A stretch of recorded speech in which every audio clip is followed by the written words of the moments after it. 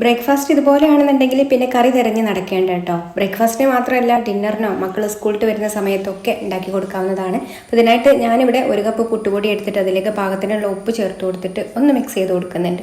ഇനി നമുക്ക് ഇതിലേക്ക് ആവശ്യത്തിന് വെള്ളം ഒഴിച്ചു കൊടുത്തിട്ട് മിക്സ് ചെയ്ത് കൊടുക്കാം. വെള്ളത്തിൻ്റെ അളവിൽ അങ്ങോട്ടും ഇങ്ങോട്ടൊക്കെ മാറ്റം വരും കേട്ടോ, ഓരോ പുട്ടുപൊടി അനുസരിച്ചിട്ടും. അപ്പോൾ നമ്മൾ കയ്യിലുള്ള പുട്ടുപൊടിക്ക് അനുസരിച്ചിട്ടുള്ള വെള്ളം ചേർത്ത് കൊടുക്കുക. നമ്മൾ എങ്ങനെയാണോ പുട്ടിനെ നനച്ചെടുക്കുന്നത് അതുപോലെ അങ്ങനെ നനച്ചെടുത്താൽ മതി. എന്നിട്ട് നമ്മളിത് അടച്ചു വെച്ചിട്ട് ഒരു 15 മിനിറ്റ് റെസ്റ്റ് ചെയ്യാൻ വേണ്ടിയിട്ട് മാറ്റി വെക്കാം. 15 മിനിറ്റ് ആകുമ്പോഴേക്കും പുട്ടുപൊടിയൊക്കെ നന്നായിട്ട് കുതിർന്ന് വന്നിട്ടുണ്ടാവും. അപ്പോൾ നന്നായിട്ടൊന്ന് മിക്സ് ചെയ്ത് കൊടുത്തിട്ട് 1/2 കപ്പ് തേങ്ങ ചിരവിയതും 1/2 കപ്പ് ക്യാരറ്റ് ഗ്രേറ്റ് ചെയ്തതും 1/4 കപ്പ് പാൽപ്പൊടിയും ഒരു 1.5 ടേബിൾ സ്പൂൺ പഞ്ചസാരയും കൂടി ചേർത്തിട്ട് നന്നായിട്ടൊന്ന് മിക്സ് ചെയ്ത് കൊടുക്കുക. ഇനി ഇതാ ചിരട്ടപ്പുട്ട് മേക്കറാണ് എടുത്തിട്ടുള്ളത്.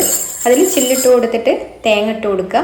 എന്നിട്ട് നമ്മൾ ഈ ഒരു മിക്സ് ഇതിലേക്ക് ആക്കിയിട്ട് നിറച്ച് കൊടുക്കുക. വീണ്ടും മുകളിൽ തേങ്ങ ഇട്ട് കൊടുത്തിട്ട് ഞാനിതാ കുക്കറിൻ്റെ മുകളിലാണ് കേട്ടോ ഇത് വെച്ച് കൊടുക്കുന്നത്. വെച്ച് കൊടുത്തിട്ട് ഒരു 5-6 മിനിറ്റ് ഒന്ന് നന്നായിട്ട് ആവിയേറ്റി വേവിച്ചെടുക്കാം. അല്ലെങ്കിൽ നമുക്ക് പുട്ടുകുറ്റിയിലും ഇതുപോലെ തന്നെ റെഡിയാക്കി എടുക്കാം. അപ്പോൾ അതാ നമ്മുടെ അടിപൊളിയായിട്ടുള്ള പാൽപ്പുട്ട് റെഡിയായി.